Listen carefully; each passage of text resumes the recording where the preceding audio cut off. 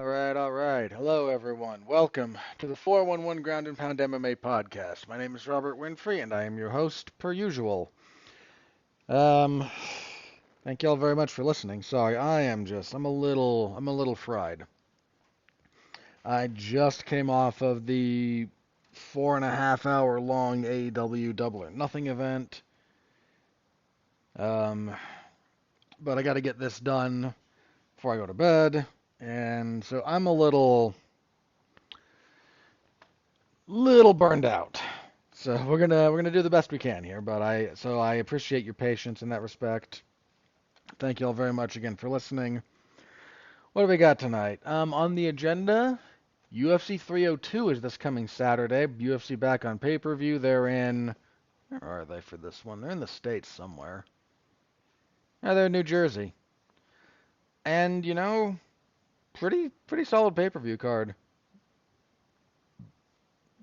I am not gonna sit here and say it's the best I've ever seen, but you know what? It's not at all the worst. Not at all the worst. So we'll throw a preview of that at you. Then a little bit of news. Nothing too major, some fight announcements, some fun little stuff, but it's been a fairly quiet week, all things considered. So there's that. This is going to be coming out on Memorial Day here in the United States. So if you know anyone who's lost someone, because this is about again, commemorating those who have fallen in service to the country, express your appreciation for that, please. It's more than just an excuse to get together with your friends and, grill, which is fine. Like I'm not, that's what I'm going to be doing. So I'm not hating on that, but keep in mind, keep in mind what's up. Um, yeah, I think that's about everything. So again, interact with the product any bit, like, comment, subscribe, star rating, written review. Y'all know the deal by now. All right, let's jump into this, shall we?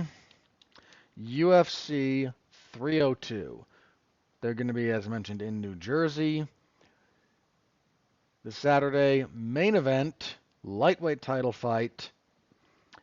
Dustin Poirier, maybe his last shot. By the way he's talking about it, kind of thinks it's his last crack. Uh, this is his, second or third overall lightweight title shot? Because he's been the interim champ. He lost, yeah, it's his third, because he lost to Khabib, then he lost to Oliveira. It's rare that somebody gets this many. It's rare that you get a third crack at a belt when you've never held it. But bless him, Dustin Poirier kept at it. And I'd be lying if I said my heart wasn't with Dustin Poirier when it comes to this. It's He's one of the few genuinely good people in the sport. He's turned in nothing but very good fights for the most part, certainly memorable ones. He's been in the trenches in the deepest divisions, two of the deepest divisions in the sport, and he has walked into the depths of hell more times than most people. And I have nothing but respect for his career that should be well established by now. Unfortunately for him, he's fighting one of, not just a champion, he's fighting one of the very best fighters in the sport.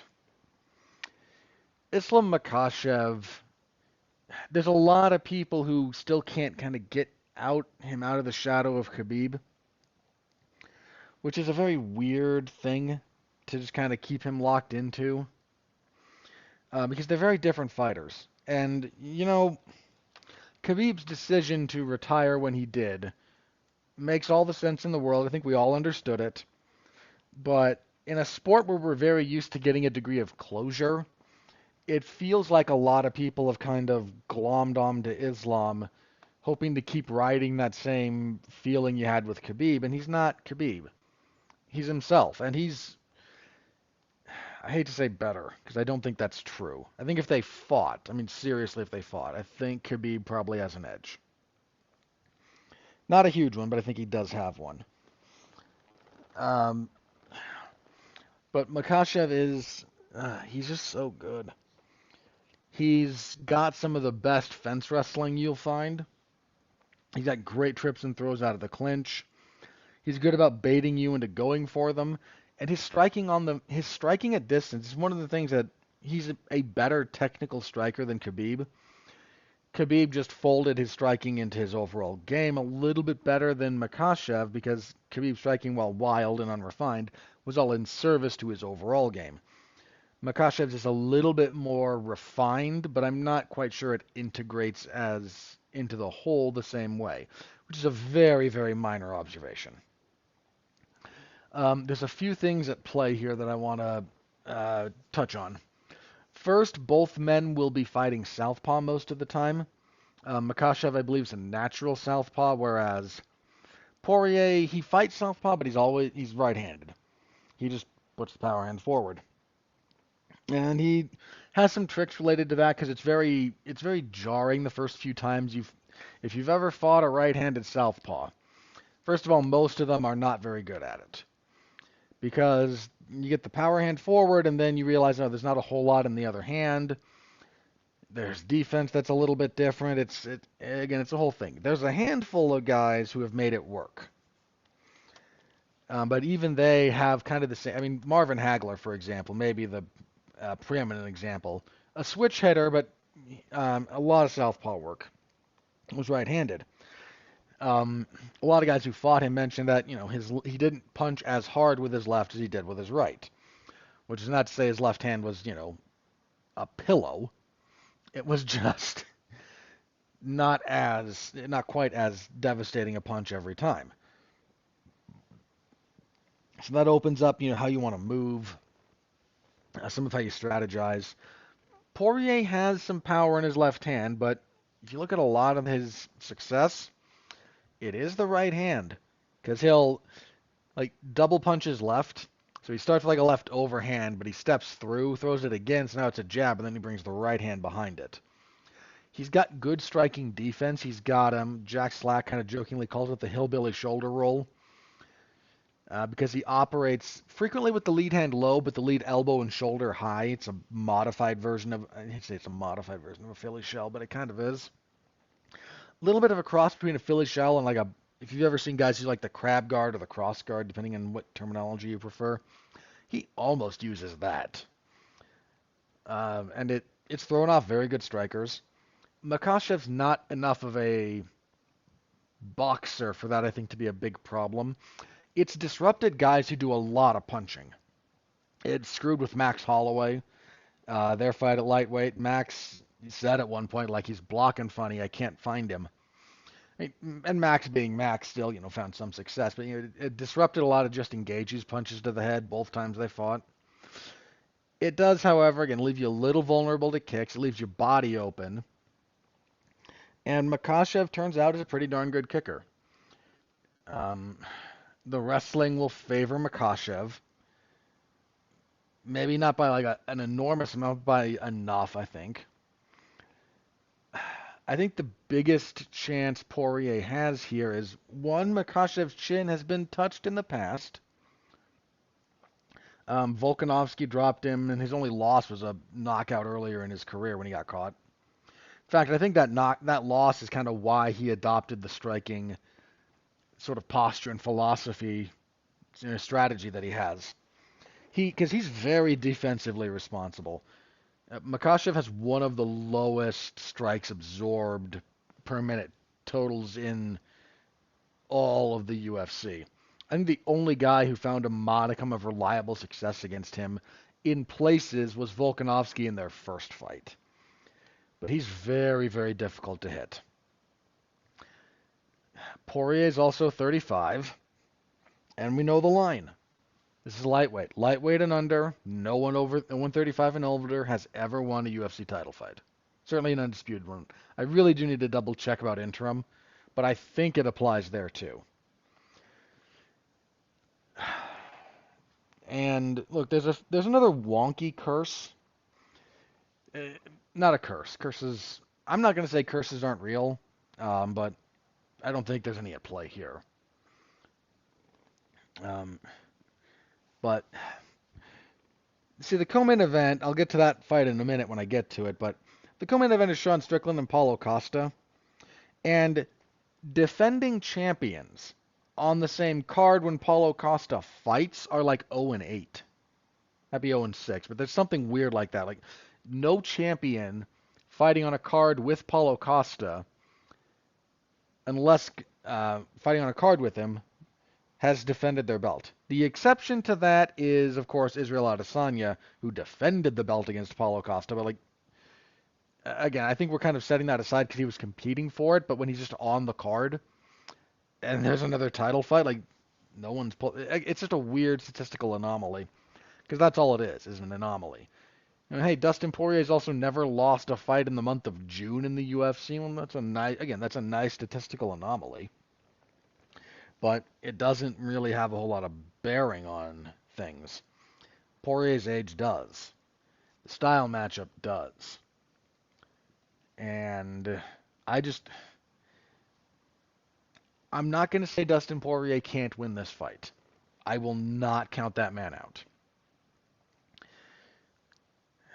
But you're dealing with a guy who is fundamentally sound in the striking, defensively very, very good, very, very responsible, with a wrestling edge, with an overall grappling edge would be my hunch.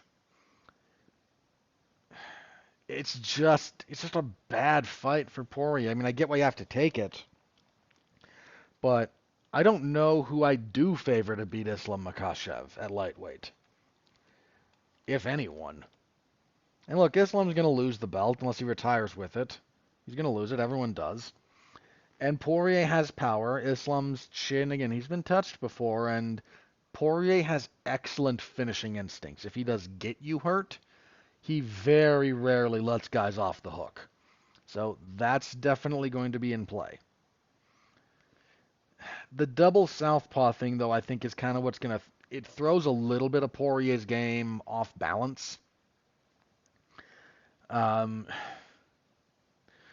just does. You don't see it very often, and I don't know how he's going to handle it. I mean, he's fought southpaws before. I don't mean to say that, but it's not. He hasn't fought a ton of them. I think Connor's the only one he's fought consistently who I know is like, because I don't think Max switched all that much against him. Let's go backwards here. I forget if Saint-Denis is southpaw or not.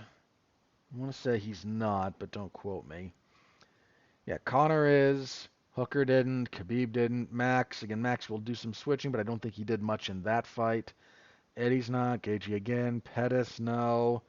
Eddie again. Miller was. I mean, we're back to 2017 by now, and Miller actually tore his calf up pretty good in that fight. Michael Johnson knocked him out. I mean, that was... Yeah, again, we're back so far now that I question how useful it is.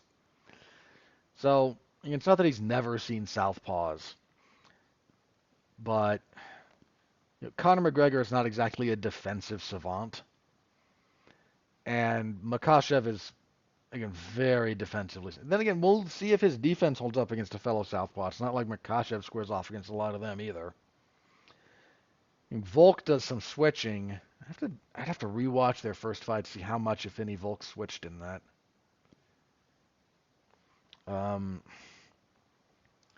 But again, I need an extraordinarily compelling reason to pick against Islam Makhachev, and I am kind of rooting for Poirier here. Not gonna lie. To the extent I have a rooting interest, I am pulling for the guy. I really am.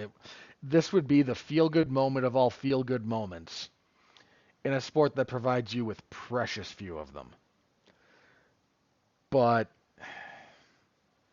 I can't pick against Makhachev. I respect Poirier a lot, but the 35-year-old line is... Look, somebody's going to beat that statistic at some point. Right now, it's an indicator, it's not like the word of God. It's an indicator. And someone will overcome it, certainly. Like someone at welterweight's going to do it at some point because that's been done a couple of times already. Someone at lightweight might do it. You get lower than that, though, that gets real dicey. I mean, that line, this sport is just brutal in that respect.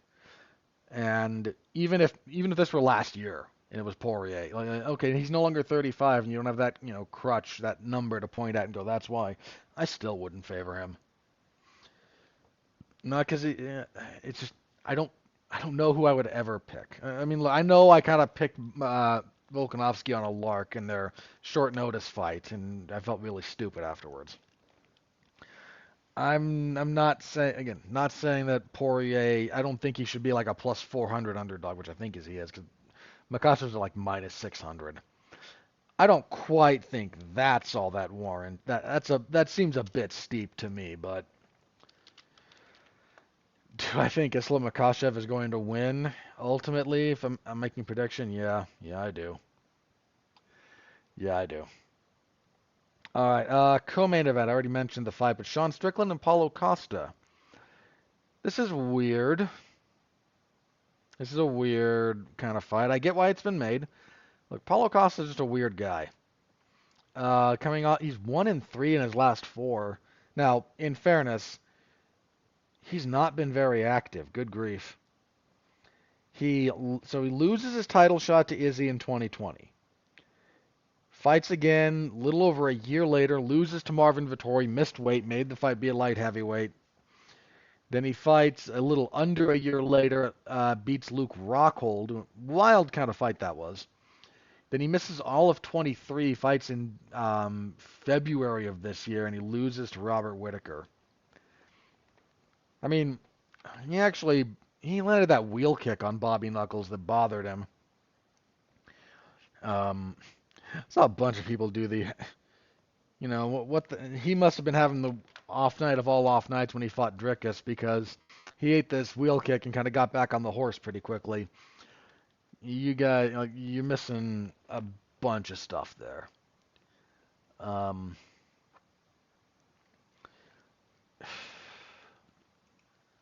I don't know about this one. There's a couple of things at play here.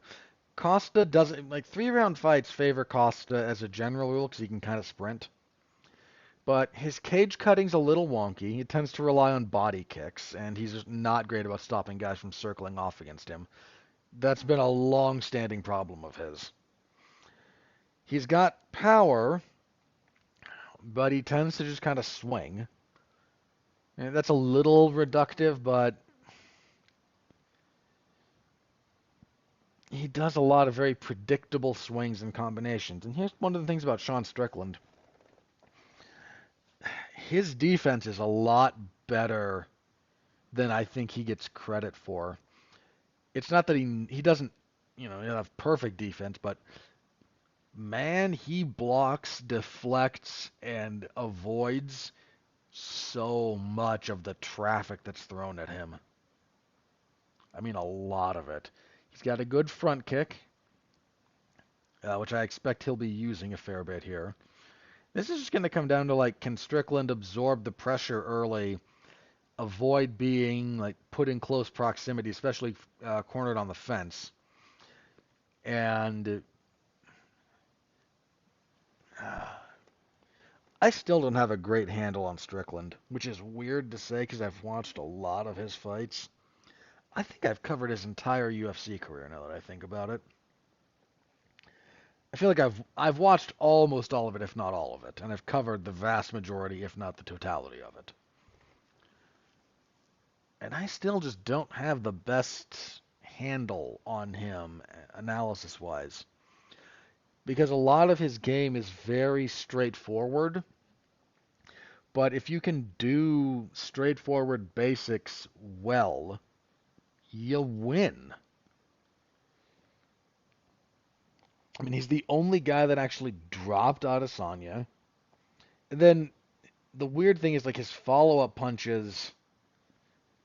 He's unloading, but Izzy just doesn't seem to care. I'm not accusing the guy of having no punching power. I'm really not. But this might sound a little bit weird, but there's a difference between punching power and stopping power. And Strickland seems to have pretty good. Most guys after they fight him, they kind of mention yeah, that's not pleasant to get hit by him. But that's not quite the same as being lights turned off. And some guys, a lot of guys with good power, be it thudding or snapping, don't necessarily have stopping power. And stopping is, it's a function of a lot of different things. But Costa can be messed with mentally a little bit. Costa is he's a I guess these two guys, these are two very weird guys with very weird career paths, and who I really don't feel like I have a firm grasp on who they are as fighters in a lot of ways because there's a lot of very there's not a lot of mystery here. There's a lot of straightforwardness to both of them, yet when you're that straightforward, there's a lot of very subtle things that wind up mattering, and Costa has struggled against guys with a good jab. I expect Costa to land on occasion. He might win. It's not a walkaway, but I am going to pick Strickland. Um, don't know how confident I am in that. But I'm okay picking him because partially because Costa's just kind of all over the place. Costa being more active is another interesting wrinkle to this because he's been very inactive in the past. All right, next up, middleweights again. We have Kevin Holland and Michal Oleksiejczuk. Um, not a bad fight. Holland seemed like he might have figured some stuff out, but am I confusing it? No. Well, sort of. A few things at play here. Kevin Holland, long guy, durable, got good power. 2-4 in his last 6. Now the losses had a very weird shift of opponents late and lost to Khamzat Chimaev. Had that kind of wild fight with Stephen Thompson where his corner stopped between rounds 4 and 5 because those two just like took lumps out of each other and had broken hands, broken feet. There's like those two. That's a, if you haven't rewatched that fight recently, that's kind of a fun one. Then he knocks out Santiago Ponzinibbio. He chokes out Michael Chiesa. Drops a split decision to Jack Della Maddalena that I did not think should have been split. I thought JDM had that fairly handily. Loses to Michael Page in a weird fight, 299. Which I scored that for Page, so I'm not disagreeing with it. You just had two weird guys who we matched up a little bit weirdly. I think he probably gets back on the horse here. Michal Oleksiejczuk, I've got a soft spot for him. He's got good power. He hits the body a lot, which is sorely underrepresented in MMA in general. But I kind of feel like we've seen his ceiling. And a long, rangy guy like Holland has given him problems in the past. If you can get in close, he might. Kevin Holland has a very good chin, but I don't know how his body is in terms of durability. So I'm going with Holland. The range, I think, is going to be the big telling point here because Holland is not just a long guy, but he's good about fighting long. And yeah, again, nothing against Oleksiejczuk, who I think is generally a bit underappreciated. I think he's better than most people give him credit for. But this is kind of a tough matchup. Heavyweights, because we must suffer. Jailton Almeida and Alexander Romanov. I can't tell you how much I don't want to watch this fight. Romanov was undefeated for a bit, including several fights in the UFC. What, how many? 1, 2, 3, 4, 5. 5 fights in the UFC. Should have lost that Juan Espino fight, for the record. It was a technical decision. Should have gone to Espino. I will die on that hill. I will absolutely die on that hill. Then has a good first round against Marcin Tybura, and then drops the next 2. Probably should have been a draw, but showed some problems there. then Alexander Volkov just takes him apart in 2 minutes. He gets a rebound and beats Blagoy-Ivanov. That fight really sucked. He's got a tough road here in Jailton Almeida, who I may not be like the biggest fan of. And Almeida coming off of his first loss in a while when Curtis Blades stopped him.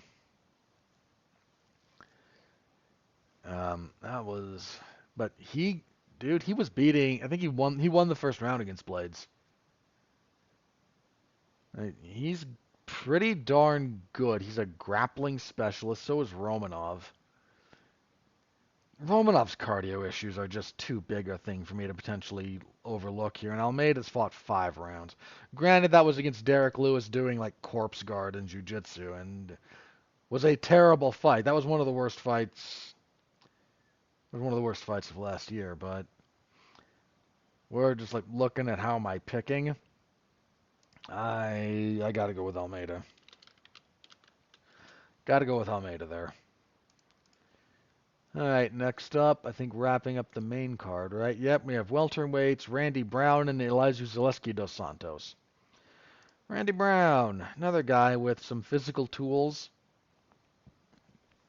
On a good run overall recently. What is that?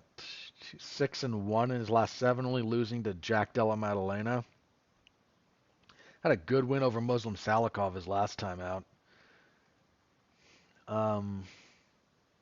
Yeah, he's kind of found his footing. Another guy, long. He and Holland kind of similar in that respect. Holland at middleweight, obviously, but I think Holland fought at welterweight once or twice because he's a madman. Wait, is Holland moving back up to middleweight here for this fight? What was his last fight? Because the Page fight at 299 was welterweight, right? Yeah.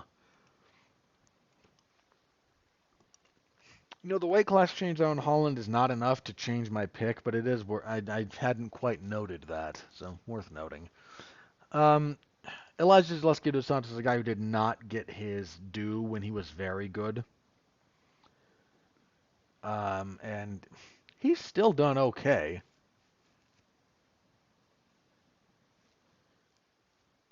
Is that...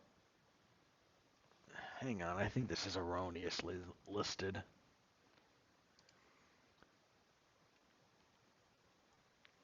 No, it's not. I forgot that... Oh, right, that was up at welterweight. Okay, sorry. It's coming off a draw with Rinat Fakhretdinov. He was kind of lucky to get that. I mean, I didn't disagree with it, but it's rare enough that you see those. The split decision with Abubakar Nurmagomedov, I don't remember how I scored that. But Zaleski here is 37. He's been around for a long time. I think he's probably slowing a bit. He's still got some fight in him, but we have, I do believe, seen his physical peak come and go. Whereas Randy Brown, I think, is going the other direction. I'm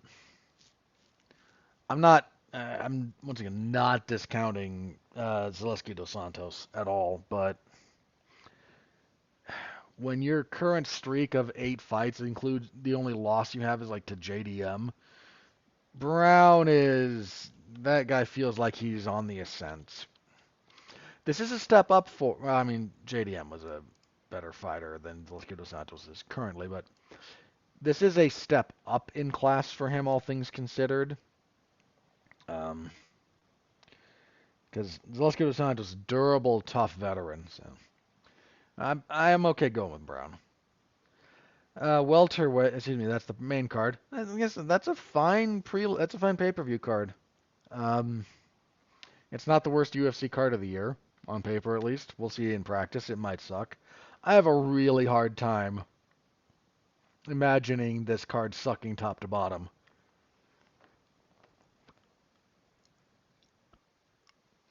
But I would be remiss if I didn't mention the possibility. Anyway, prelims. We have Cesar Almeida and Roman Kopylov. Almeida. This is the kickboxer, right? Who beat Dylan Budka.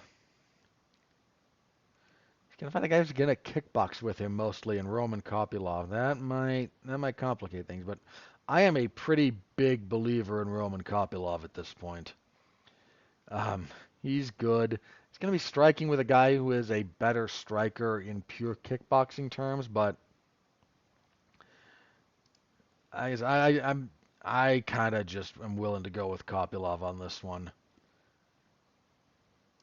I still think very highly of him. He did well in the last fight, even though he lost. He gave who was it? Because I picked him to win that fight. Anthony Hernandez. He gave Hernandez problems. He really did. He just couldn't quite keep Hernandez off of him consistently. But I'm going to go with Kopylov here. And just acknowledge the fact that a very good MMA striker is facing a legitimately up there kickboxer. And sometimes that goes sideways. Lightweight Grant Dawson and Joe Selecki. Interesting here. Dawson, that loss to Bobby Green, October of last year. Very curious to see how he bounces back from that because he had some good wins going. Like his last loss before that was 2016. Overall record again 22-1. Got kind of just caught a little bit cold by Bobby Green, who then just immediately did not give him half a second to recover. But wins over like Jared Gordon, Mark Madsen, Demiris Magulov.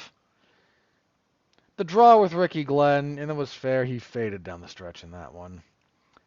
So curious to see how he bounces back from that. Joe Selecki is, I don't think, someone to be trifled with. He's mostly a grappler. Of course, so is Dawson. Lost a split decision to Jared Gordon, did Selecki, and he's coming off a loss to Drakkar Klose, who knocked him out with a slam. What a nice slam from Klose in that fight. I think I'm still holding on to my. If these were investments, I would still be holding on to my Grant Dawson stock. So I think I'm gonna go with Dawson. But that first knockout loss can do something to you, so it does bear watching. Welterweights, these guys have to be in almost win or go home territory. Philip Rowe and Jake Matthews. So Phil Rowe, 33. He's had some pretty serious ups and downs. He's missed weight a couple of times. He's moving up to middleweight here. Did I say? Or is he still at Still at welterweight. Had some wins. Had some good wins. But again, the weight is kind of a problem. His best win is what? Nico Price, and then he lost a split decision to Neil Magny. Let me double check something here about Mr. Rowe. Because okay, I'm not completely confusing him with someone else. I know who I'm half confusing him with. Okay, figured that out. Glad I didn't make the prediction before I asserted that. Okay. Still, a lot of that holds true. So I was half confusing him with Phil Hawes. So my mistake there. Rowe does not nearly have the same baggage that Hawes. I think Hawes got cut even, so I don't know. Again, the UFC's roster at this point is kind of what it is. So Rowe coming off the setback, fought more or less pretty well against Neil Magny. I don't remember how I scored that, but I remember being a not terribly compelling fight, but a close one. And Matthews had one real shining moment when he knocked out Andre Fialho, and then followed that up by getting beat down by Matthew Semmelsberger. Beat Darius Flowers, nice rebound, but then lost to Michael Morales. It's a little bit all over the place recently. Like when he's on, when he's got everything kind of cooking together, he's he's a very good fighter. But he has not been able to consistently bring the best of himself to bear. This might be Rowe. Curiosity, what are the odds? The odds are with Matthews. I think that's fair.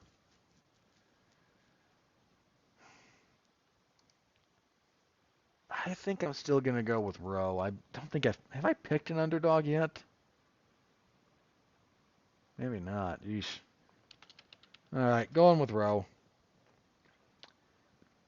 Rowe's also got less mileage, which is worth pointing out. I mean, again, he's 33, but only 14 fights. Only been with the UFC since 21, whereas Matthews is a veteran at this point. Even though he's younger at only 20, he's only 29. Good grief. He's been with the UFC for a decade at this point, almost literally. The UFC debut was June of 2014,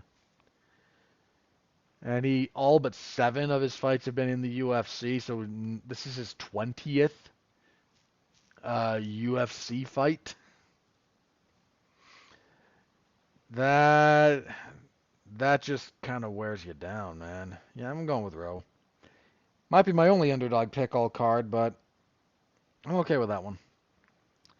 All right, welterweights up next. Still, we got Nico Price and Alex Morono.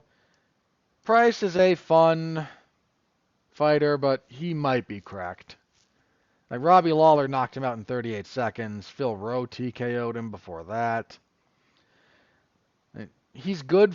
I'll say this about Nico Price: like he very rarely has boring fights, but Alex Morono is actually pretty good. I mean, his only 2 losses recently are what, Ponzinibbio and Buckley.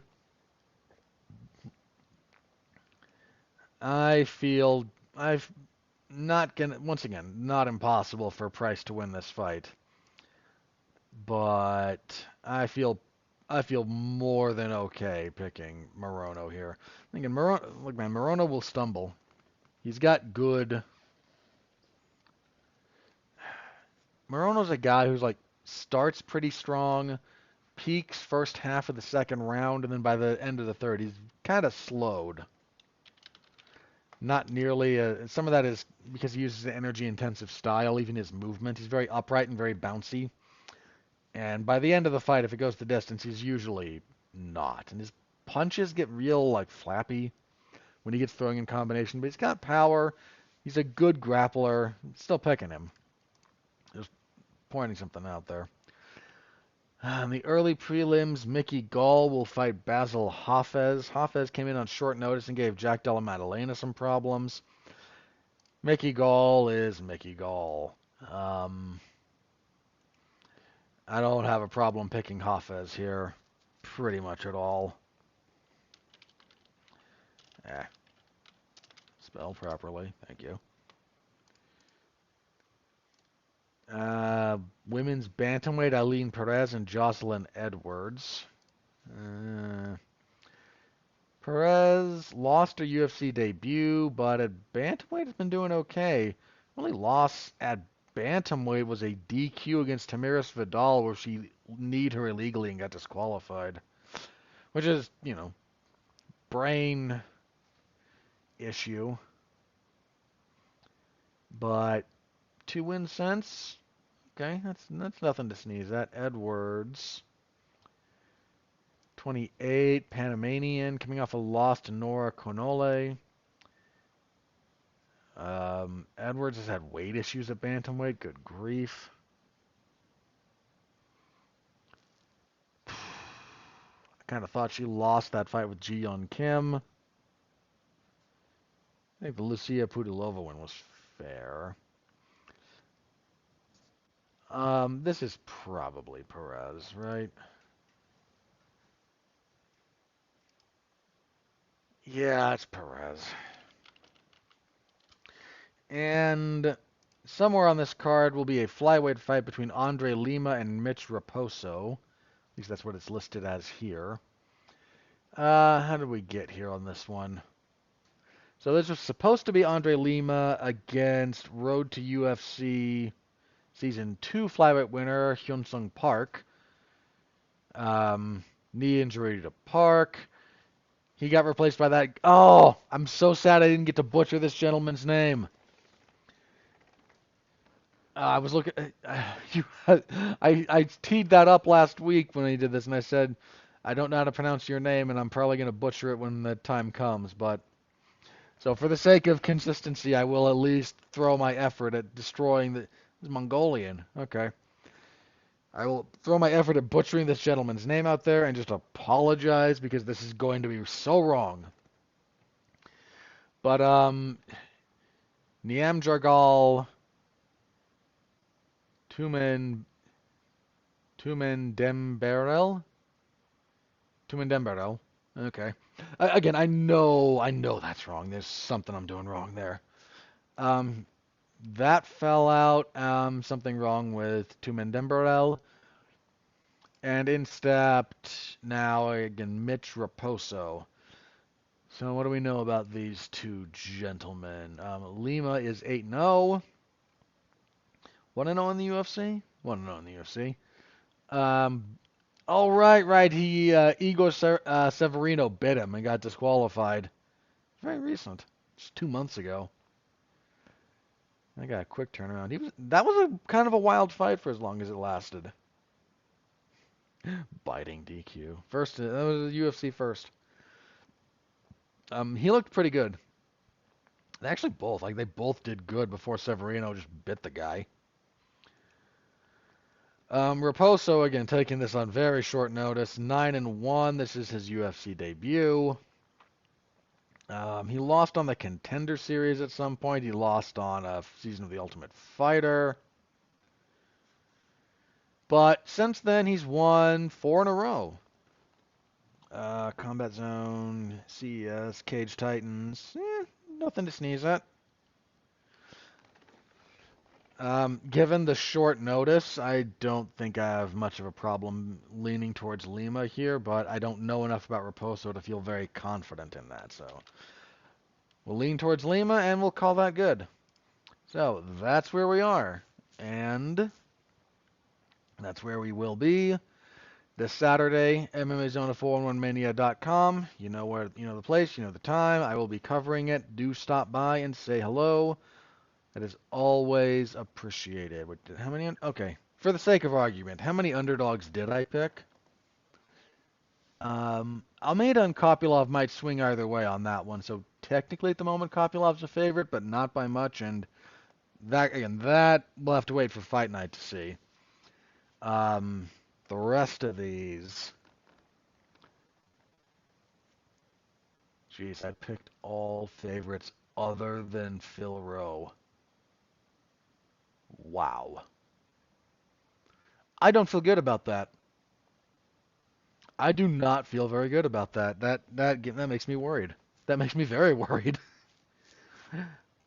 I'm sitting on a decent record at this point. We're kind of sort of approaching the halfway mark of the year, and I'm doing okay. Now here you got one underdog you picked. Ew. I'm nervous about that. Okay, but we'll see. Might play out well. Have to see what happens when we get there. All right, the news items should be relatively rapid fire. So, UFC on ABC 7. We know this will be on August 3rd. It's headlined by the rebooked fight, thank you, between Umar Nurmagomedov and Corey Sandhagen. We have our backup fighter fight here, I think. Added to that card, again, bantamweights, Marlon Chito Vera and Davison Figueiredo. That'll be fun. Chito Vera has a heck of a chin. Takes forever to get going. Davison Figueiredo has power. Doesn't really have that problem. And I think these two are also on here, so in case something happens to half of the main event, I don't know which of them you'd slot in, but you could slot one of these two into that main event. And don't get me wrong, it's a big loss for it not to be Umar and Sandhagen, which is one of the best fights in that division right now, and that says a lot because it's a bantamweight. But I'm not going to turn my nose up at Figgy or I think we've seen Chito and Sandhagen. I feel like we've seen that. I could be wrong. The Peanut Gallery chiming in tells me that is a fight that's happened. Wouldn't hate the rematch, but like, so if it's Sandhagen that's still there, they might slot up Figgy. And Corey Sandhagen and Davison Figueiredo is, again, it's not Umar and Sandhagen, but that is a darn solid replacement. I'm not going to complain about either of them against Umar because Umar is Umar. So that card again starting to take shape a little bit. We got some fun news here. Yeah, we got some fun news here.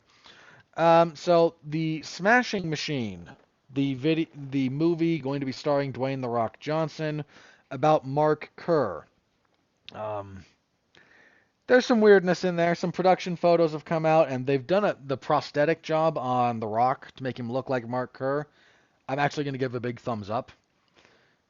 They've done a very good job making him look like Mark Kerr and not look like The Rock. So, thumbs up there. But amusing bit, like 59-year-old Dwayne Johnson playing 29-year-old Mark Kerr in some places. A little bit funny, but funnier still. So Mark Kerr used to train with Boss Rutan. And I love Boss. What's not to love about Boss Rutan? But having Boss has done acting before, right? They actually just cast Boss Rutan as himself. But Boss now is like, again, 60, playing the 30-year-old version of himself. I mean, no one else is going to care about this because Boss is awesome. And I'm not going to complain about it. I'm just saying it's funny. Again, some production shots have leaked. One of them that, it's the one where like everyone's done like, oh boy, The Rock is unrecognizable. Once again, good makeup work. Thumbs up to that. But it's him in a roped ring with gloves, which makes me think Pride. But like you're shooting it and like, okay, I had this problem with the Iron Claw, right? Which is a dramatization about the Von Erich family and actually tones down the tragedy by a non-trivial amount. If you watch that movie and went, boy, there's a lot of bad things that happened, they cut out two brothers who also died horribly. Um, yeah, I mean, especially one of them was like one of them who committed suicide, and Carrie felt such guilt because he sort of had a chance to prevent it. He didn't know that's what was happening. He just kind of ran across his brother who was out, and they went back to try and, I think it was Carrie.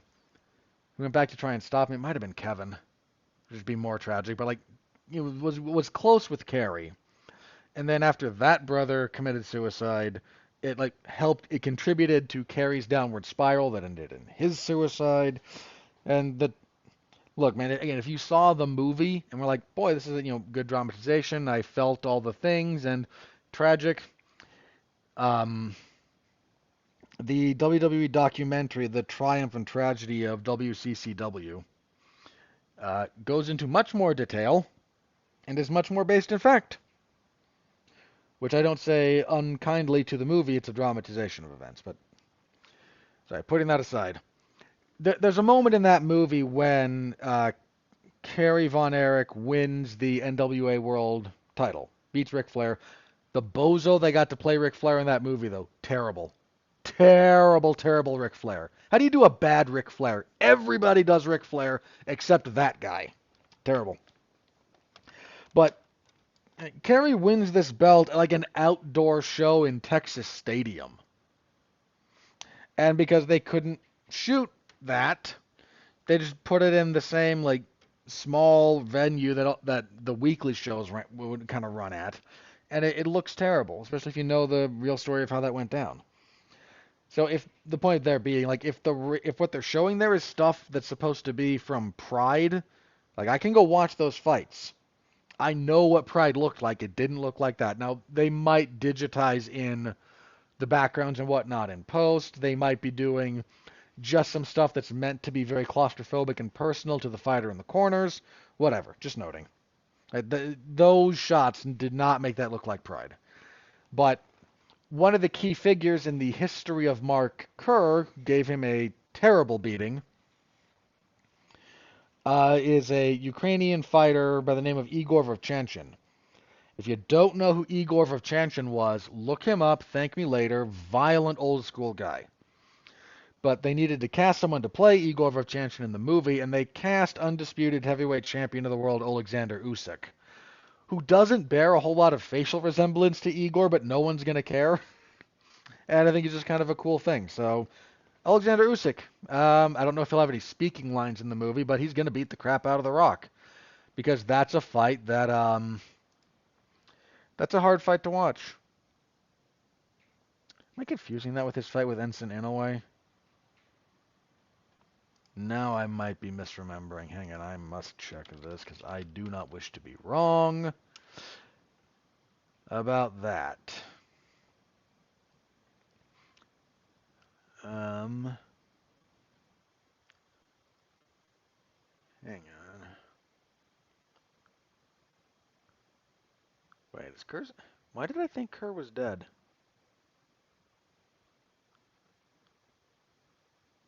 I don't know why I thought he was dead. He's not dead. I know he's not dead. Hang on.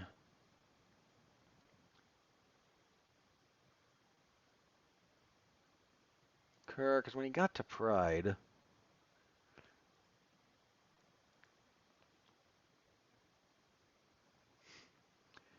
yeah, I'm thinking of the cold. He fought Vovchanchin a couple of times.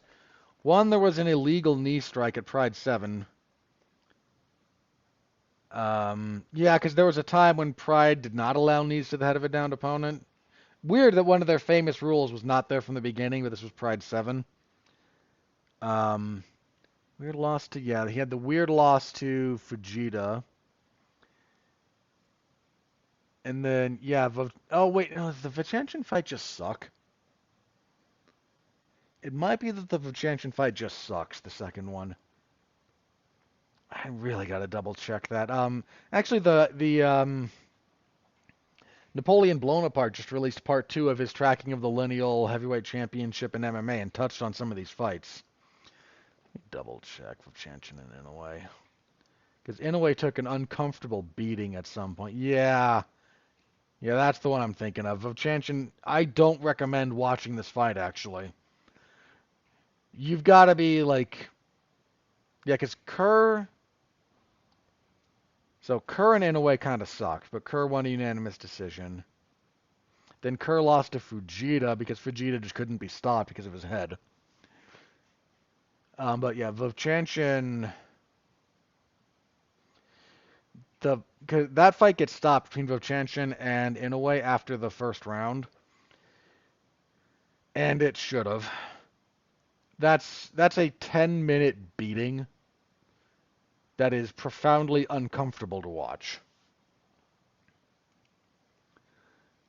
But yeah, again, Vovchanchin, absolute legend. Dude had like 67 documented fights. Probably had more than that, all things considered. Again, just feel free to look up his highlights.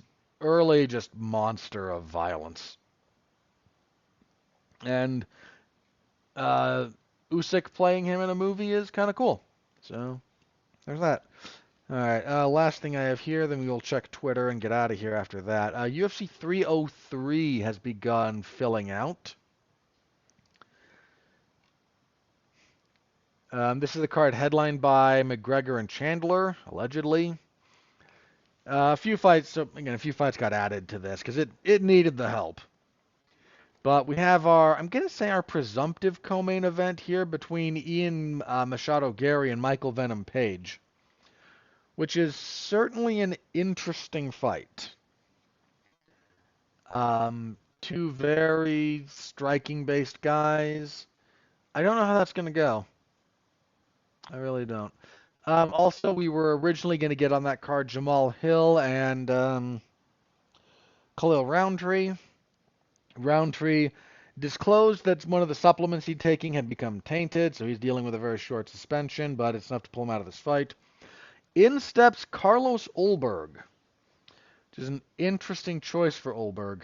This is a big step up for him in competition, and potentially dangerous. Not just this fight, but even if he wins, like, there's not a lot of ways to go up from beating a former champion. And if his development and consistency are not there, this could act like sometimes you take that fast track, even if you get that first shortcut, it goes badly down the stretch. So we're gonna keep an eye on that one. Peyton Talbot also on that card, getting a bit of a showcase fight against Giannis Gamori. Curious about Tsura against Carlos Hernandez. Ray, one of the better, a good prospect out of Japan at flyweight. Don't care about Joe Pyfer. He's going to beat up Marc-Andre Barrio. Cub Swanson and Andre Feely might be fun. Cub Swanson still out there getting it done. Respect. Don't care about Myra Buena Silva and Macy Chasson. I do get a kick out of Luke Thomas's inability to pronounce Macy Chasson's last name properly. He has two default pronunciations that he tries to go to, and neither of them is correct. And it's just funny. I like Luke's work, so it's just one of those mild things that amuses me. Charles Jourdain will be there. Okay, so again, the general tradition at this point is that Conor McGregor cards are not stacked with talent because you're kind of banking on Conor being a big sell point, so you don't need to stack it with tons of value. This isn't the worst. So my presumptive main card at the moment here, my assumed main card, Connor and Chandler, Gary and Page, Hill and Olberg. They'll probably do Talbot and Gamori because they want to give Talbot a fairly big spot. And then what? Jordan? How many fights are announced currently? This will tell me whether or not there's going to be another one. 1, 2, 3, 4, 5, 6, 7, 8, 9, 10. Ricky Simone versus Vinicius Oliveira, and in theory, Andrei Arlovsky and Martin Bidet. Okay, so if that's it, is Jordan going to be our other main card? It's probably Joe Pyfer. I would go with Cub Swanson, but at this point, I think Swanson and Feely are more like main event prelims of the prelims guys. And the UFC likes Pyfer. So McGregor, Chandler, Gary, Page, Hill, Olberg, Talbot, Gamori, and Pyfer, Barrio. This card is desperately hoping nothing happens to Conor McGregor, but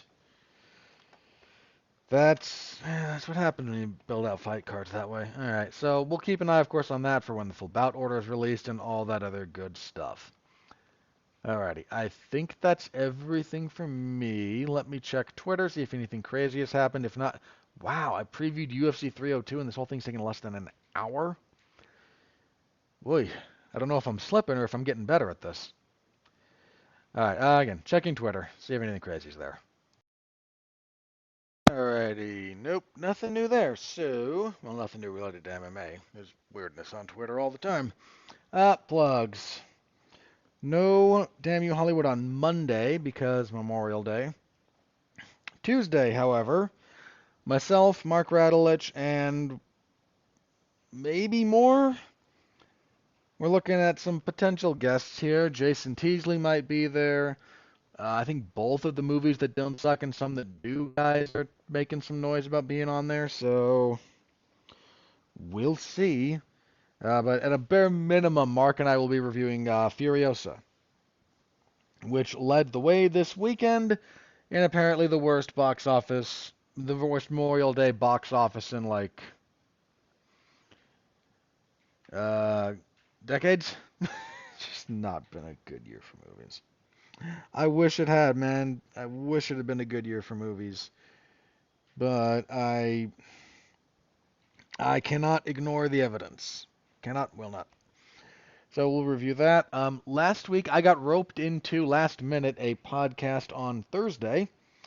Mark Radulich needed a late replacement co-host for the History of Boxing podcast to talk about Tyson Fury and Alexander Usyk, the build-up to both fights, and then again the first undisputed heavyweight title fight in like 20 some odd years. Lennox Lewis is the last one to do it, so it tells you how long it's been.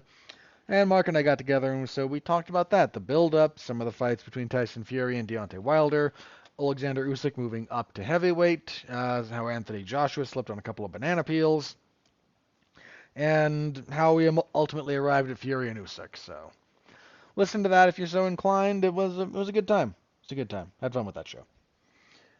Um, and then yeah, again we've got Furiosa on Tuesday. I just wrapped up, as I mentioned, live coverage for AEW's Double or Nothing. So my full report of that is in the MMA Wrestling Zone of 411mania.com. It's late. I'm tired. Cut me some slack there.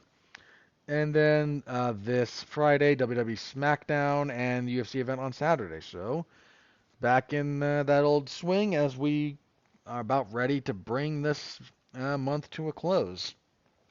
We will be back here next week to review UFC 302, and we will preview, yes we will, UFC on ESPN 57, headlined by Jared Cannonier and Nasruddin Imavov. They're in Louisville, Kentucky for this one. When was the last time they were in Kentucky? 2011 for Sanchez and Campman. Campman got robbed on that card, by the way. That should not. Diego Sanchez, I love the heart of his performance there. He did not win that fight. He missed so much. But yeah, man, 13 years. A little over 13 years. Wow. What do we got there? Cannonier and Imavov, that's fine. Dominic Reyes on his last legs. Raul Rosas Jr. and Ricky Tercios got rescheduled. Bruno Fajardo and Stoltzfus, I don't care. Julian Marquez. The Cuban Missile Crisis is usually good for something fun. Miguel Baeza might be on his last legs. Dude had a boatload of promise and then might be fizzling out.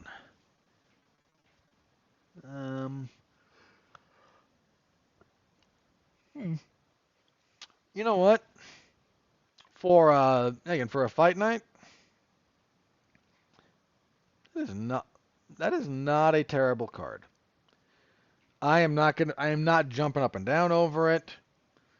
But once again, they knew they had to sell tickets, so they had to bring something that wasn't terrible. So.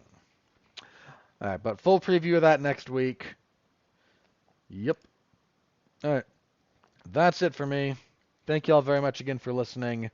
Appreciate the heck out of you. Stay safe out there and continue to be well, be safe, and behave.